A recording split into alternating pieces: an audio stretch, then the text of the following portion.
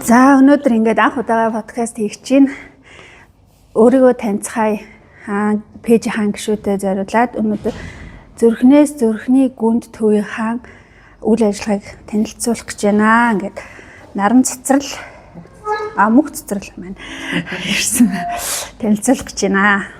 За төвийнхөө үйл ажиллагааг танилцуулнаа.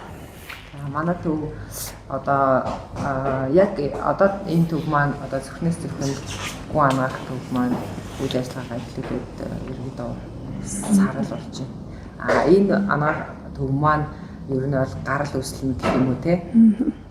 Хамгийн анхны гарал үүсэл маань ерөнхийдөө бодлын эзэн подкастаас аваад бүтээгч ертөнц одоо ертөнцийн юунес одоо төрж гарсан ангаах төв байгаа. Энэ төв маань ерөнхийдөө зүрхнээс зүрхэнд гүн ангаах төв гэдэг нэртэйгээр одоо үйл ажиллагаа явуулаад өгч эхэлж байгаа.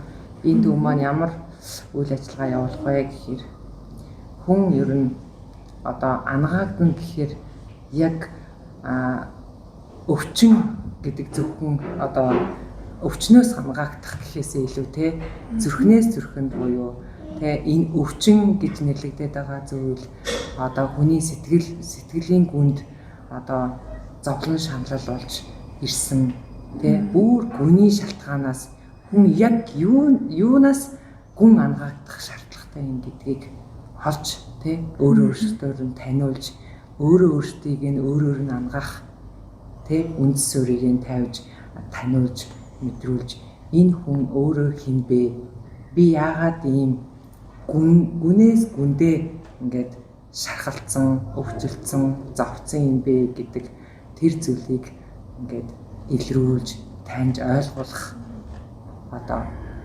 үйл ажиллагаа явуулдаг. Тэгэхээр бол ямар нэгэн асуудалтай хүн л ирэх нь шүү дээ, тий?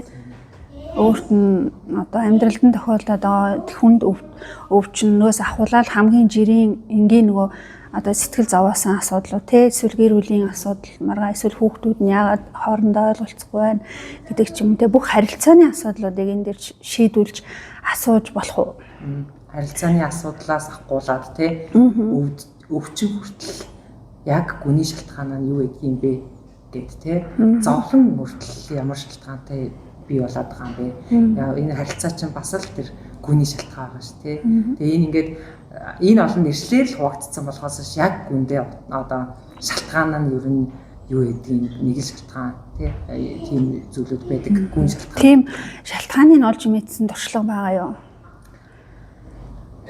Яг одоо миний одоо ажилласнаар гэх юм уу те ойлгож одоо мэдэрч байгаа одоо мэдрээд явж байгаа гэх юм уу те тэр зүйлүүд гэхээр ер нь л энэ хүн энэ өвчний их усүр одоо энэ зовлон гэж мэддэг байгаа бүх зүйлүүд яг гүний шалтгаан нь одоо далд шалтгаан л байдаг юм бэ гэж ойлгоод байгаа байхгүй. Тийм далд шалтгаан нь яг үнэндээ энэ хүн сэтгэлдээ хамгийн гүндээ ямар одоо шарх авцсан ямар тийм гомдол харуулсал гэдэг тийм зовлонгийн их усрүүд авцсан тэр шалтгаануудыг л дадд нь ямар учиртай байна гэдгийг л тэгвэл одоо өөрийнхөө тийм ямар нэгэн шархыг юм уу асуудлыг шийдсэн энэ туршлагаасаа ярьж өгвөл одоо миний юу? Амьдралдаа тийм шийдсэн. Би одоо яг энэ чиглэлээр яваад ерөнхийдөө жил гаруй болж байна л да. Тэгээ жил гаруй хугацаанд одоо энэ зүйлийг таньж мэдж явахаас өмнө бол би ингээд хүн ил харахад ямар ч асуудалгүй юм шиг мөртлөө сэтгэлийн гүндээ амар их тийм зовлон одоо энийг бол зовлон л гэж нэрлэдэг байгаа юм л да. Хүн харахад энэ хүн ямар ч асуудалгүй юм шиг байгаа боловч сэтгэлийнхаа гүнд бол маш их тийм гомдол те одоо тийм шарх одоо тийм гүн тийм сэтгэлийн асуудалтай л байсан юм байлээ өөрийгөө тэрийг таньж мэдж байгаа. Тэгээд ингээд шалтгаангүйгээр уурж бухимддаг, шалтгаангүйгээр гуниглаж одоо ингэж стресстэж те тавгүй байдлыг мэдэрч амьдрдаг байсан шалтгаанаа болоод тэрийгээ ингээд ангааж байгаа зүйл маань тэрийгээ таньж мэдээд өөрөөсөө ингээд чөлөөлөөд те би ер нь яагаад ийм болцсон юм бэ гэдэг гүн шалтгаануудаа олж илрүүлж одоо өөрийгөө чөлөөлж чадсан гэх юм уу? Зөв. Тэрийгээ тэгээд ингээ өөрөө ингээ дотроосоо бодоод алд юм уу эсвэл дотоод дуу хоолойноосоо ингээ хэлж өгч гин үү? Сүнснээсээ олж мэдж гин үү? Ийм одоо дотоод дуу хоолойноос олж мэдж гин тий. Сүнснийхаа одоо өөрийнхөө яг мөн чанар би хинбэ гэдгээ олж таних үйл явцууд дунд ингээд олон зүйл бас гарч иж байна л да. Яг ганц зүйлээс биш тий. Маш олон шалтгаан одоо нөлөөллүүд байна. Тийм ингээд маш ажигч байх хэрэгтэй гэдэг чтэй тий.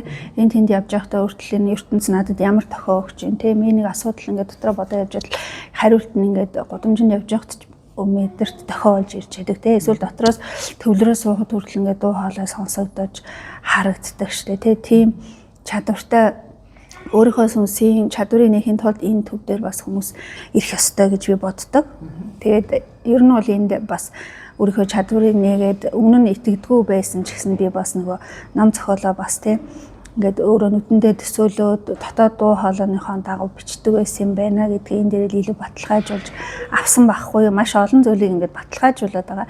Өмнө мэддэггүй зүйлүүд маань болохоор энэ бүгдийн сүнстэй холбоотой байсан байгаа байхгүй юу. Сүнсмэл хүсээд байсан учраас ингээд өдөө болтол ямар нэгэн юм ингээд зориод яваад байсан байна гэж бодоод байгаа. За тэгэхээр хүний сүнс гэж таны бодлоор юу вэ?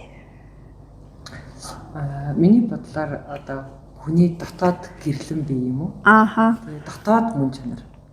Тэ яг чи хинбэ гэдгийг яг өөрийнхөө байх мөн чанараар нь байлгаж чаддаг тэр гэрлэн хамгийн дээд өвдөл гэж бодож байна. Тэгээд одоо бид нар чинь сүнстэйгээ холбогдно гээд дээрээс ямар нэгэн эрчим энерги орж ирэхийг ер нь мэдэрдэг болоод байгаа шүү дээ тий. Тэгээд одоо хүний яриа дуу хоолой ч гэсэн бүгд сүнснээс л гарч байгаа. Амьгүй бие цогцсноос гарахгүй шүү дээ тий. Хүний дуу хоолой харж байгаа энэ бүхний чинь сүнс цаана ингээд чиглүүлээ явж байдаг. Тэгэл тэрийг анзаарахгүй зөвхөн би гэдэг чинь одоо махан бие юм байна ч гэдэг юм уу тий. Тэр сүнсээ өөрийгөө гэж юм таньдгүй байгаад байгаа юм л та. Тэгэхээр тэр сүнсээ таних өөрийгөө яг энэ амьдралд ямар зорилготой ирснээ мэдэх энэ төвөө гэж ойлгож байгаа тийм ээ. Тий яг тийм. Тэгээд би яг өөрөө хинбэ сая би хэлсэн те. Миний мөн чанар одоо миний сүнс яг юу хүсдэг би яг өөрөө жинкнээсээ яг мөн чанараараа хинбэ гэдгээ танихыг нь одоо тусалж дэмж өгдөг. Энийгээ таньснараа хүн өөрийгөө ангаадаг тий. Би яагаад ингэж зовлонгийн одоо энэ тойрогт орсон зовоод байна гэдэг зовлон гэдэг энэ нэршил одоо живцэн байгаагаа олж харж өөрийгөө татаж авч чадах чадварыг таниулна гэх юм уу? Одоо тэгээд маш олон төвд байгаа шүү дээ. Хүний сүнсийг одоо ингээд эмчлээд засаад явж байгаа. Тэгэхээр энэ төвийн онцлог нь гэвэл юу байх вэ? Тэр олон төвүүд бол бас л өөрөөсдийнхөө ингээд тэр үйл ажиллагааг явуулж байгаа хүмүүсийн сүнсний өөрсдийнхөө чадвараар бусдад бас л тус дэмээгөө явж байгаа. Энэ бол бас л байх ёстой зүйл дээ. Тэнгүүд ингээд хүний сүнс яг ингээд бас өөрийнхөө мөн чанарыг олохын тулд надад юу хэрэгтэй вэ гэдгээ бас өөрөө мэдчихэдэг гэх юм уу те. Тэнгүүд хаана очиж юу хийлгэж байгаа нь ерөөсөө тэр сайн энэ муу гэхээсээ илүү тэр сүнсэнд яг юу хэрэгтэй байгаа сүнс өөрөө таньж идэг гэх юм уу. Тэгэхээр манай дээр ирээд одоо энэ газрын маань одоо манай энэ анагаатгийн маань хийж байгаа үйл ажиллагааг угаасаа сүнс нь өөрөө таньж ирж идэг. Хичнээн тэр сүнс энэ одоо хүн те сүнс гэж яриад байгаа боловч тэр хүн өөрийнхөө зөнгөө сонсоод яг өөртөө хэрэгтэй зүйлээ ингээд зөнгөөрөө мэдэрч орж иж идэг. Өөр төв дээр очсон ч тэр хүн тэр зүйлийг мэдэж таних шаардлагатай байдаг болохоор тэр газар очиж идэг. Манай төв дээр ирэхэд ч гэсэн энэ дээр би энэ газраас би өөрийнхөө тийм юм олж чадна гэдгийг таньдаг учраас ирж идэг гэж би харж байна.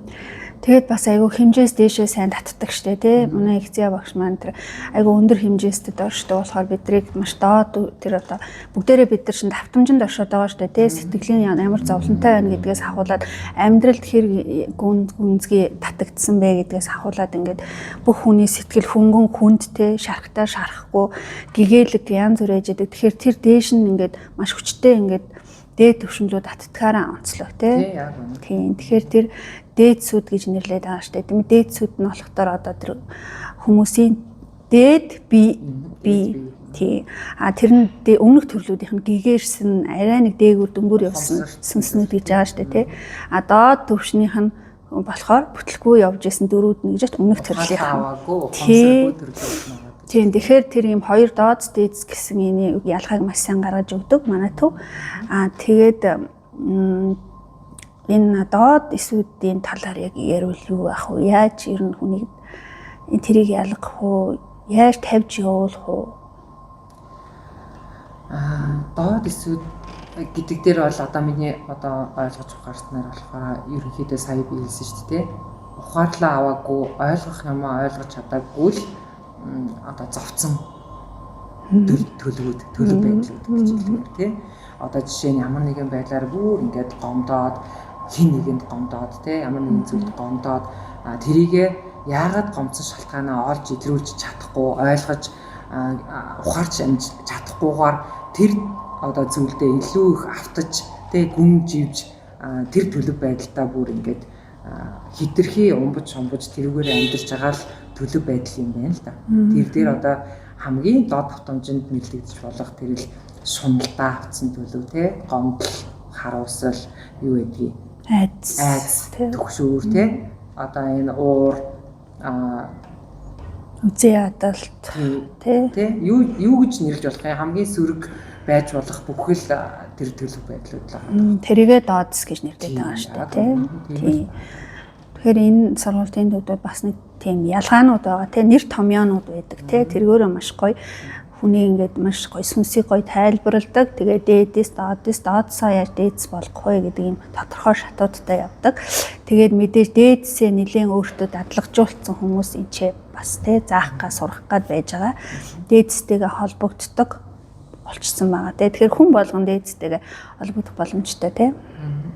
Тий угаасаа хүн амьдралд хүн болж төрөхдөө угаасаа олон төрөл авалтуудыг хийж те маш олон туллуудыг туулсан мэдлэгтэй одоо сүнснүүд байдгийн бэ. Тэр дундаас тэр олон төрөл авалтуудаас одоо түрүүнд ганц доодс гэж ярих уу дээдсийг ч бас тайлбарлаж ярихад те тэр олон төрөл авалтууд дундаас маш их юм сурж те ухаарлыг авч юмыг ойлгоцсон төлөв байдал нь дээдэс байгаа тийм шүү дээ те. Тэгэнгүүт дараагийн төрөл авалтантаа тэр дээд бие буюу тэр ухаарч ухамсарын төлөвч шилжсэн гэрлэн биеийн дээдс нь дараагийн төлөв авалтанд ухаарч амжаагүй ухаарлаа аваагүй ойлголт юу аваагүй тэр доод төлөв байдалд байгаа төрөл авалт хийж байгаа тэр доод төлөвийг дээдс нь дэмнэх гэж ухаарлаа авахт нь дэмж туслахын тулд байнга өөрийг нь дагаж өгдөг байгаа. Тэрийг нь таниулж те ойлгуулж одоо энэ ойлгож аваагүй тэр доод төлөв байдлаа дээд төлөв өөрөөгөө шилжүүлэхэд нь дэм болох те ойлгож ухааруулахад нь одоо тусалж дэмдэг гэж байна. Зөв. За ингээ баярлалаа. Янгой ойлголтуудыг тодорхой болгосонд. За баярлалаа.